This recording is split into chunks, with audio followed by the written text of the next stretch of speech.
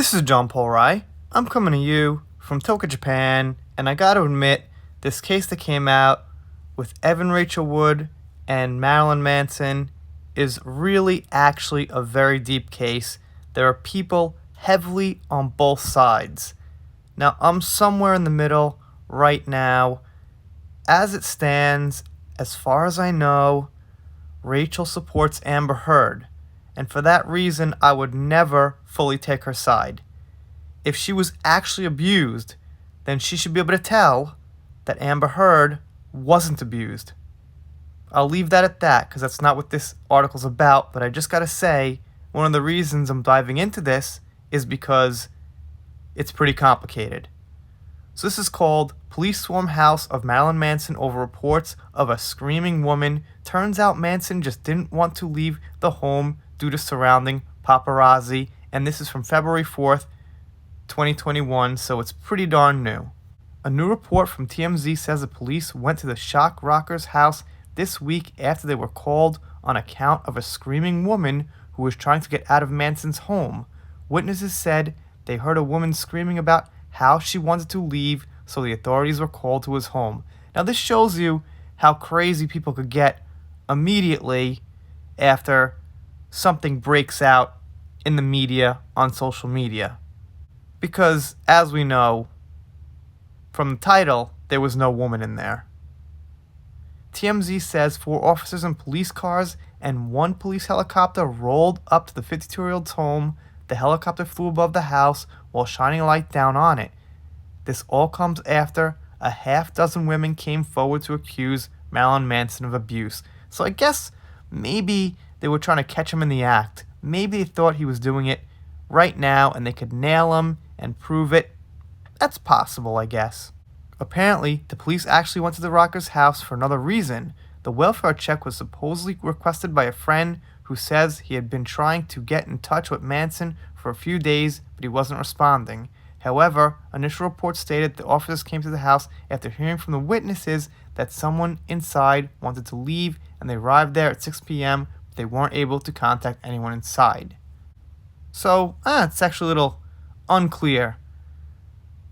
They said they came there because someone wanted to leave, but because someone heard a woman. Point is, they went there with a helicopter and a bunch of cop cars.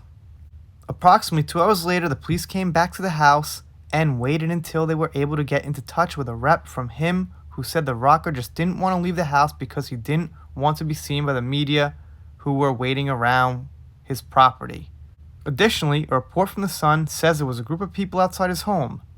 The witness who spoke with the outlet says there were a lot of raised voices but no music around Manson's home, just a few meters away from the police who were in the area at the time. Okay, so looks like there were a few different events going on. One was that somebody wanted to leave the house. Apparently someone else heard a woman inside. And apparently there was something about a welfare check. Seems kind of confusing. But I would guess that, the cops had heard about this news and they probably figured, yeah, let's go in there, see what's going on. Was a helicopter necessary for any of the other stuff? Helicopter for a welfare check? Helicopter for hearing someone scream? Wanting to leave? Okay. I don't know. My main point here is, when you get accused of something, all of a sudden things change. You're looked at differently. You're perceived differently.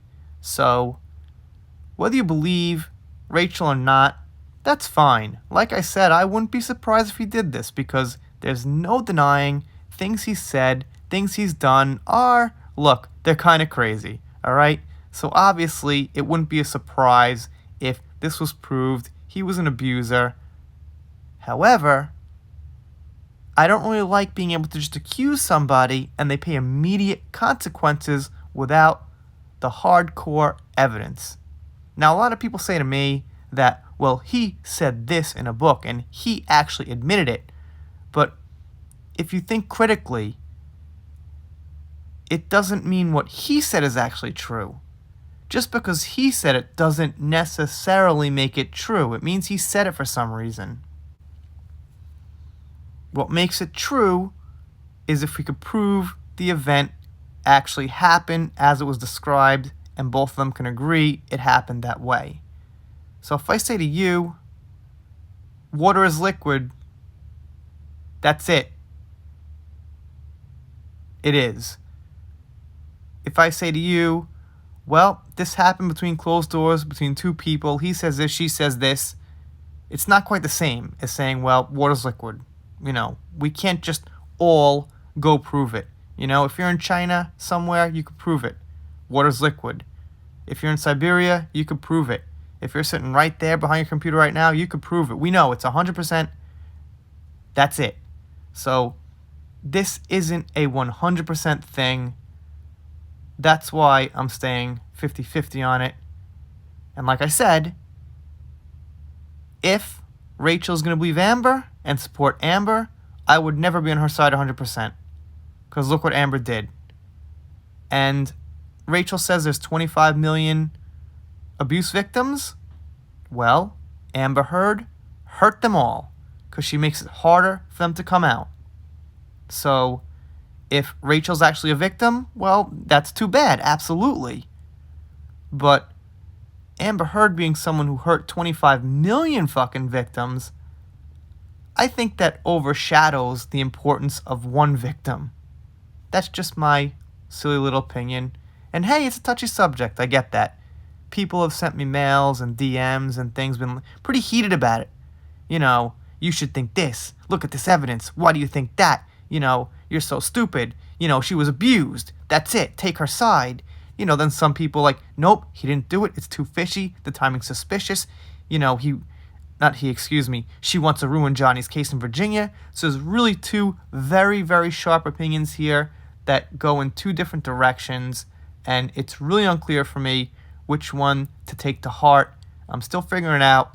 But like I said, like the third time now, if she's going to support Amber and she doesn't come out and say, you know what?